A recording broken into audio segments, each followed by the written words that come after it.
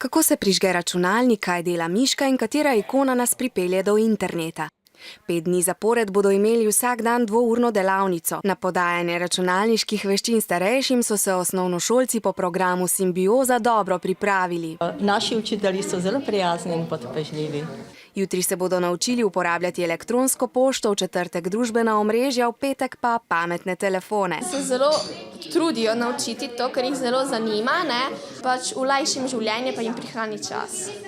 Novice preberemo vse, ne? Potem iščem, mogoče tudi kako glasbo včasih poiščem, če kaj novega.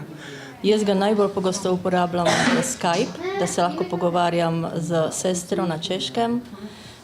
Povrh tega se še vidimo, ne? Tako da je dosti boljš kot telefon, povrh pa zastonj seveda.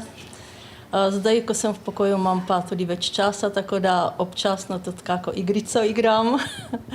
So pa tudi starejši mlajše naučili marsikaj. Mislim, da sem postal bolj potrpežljiv.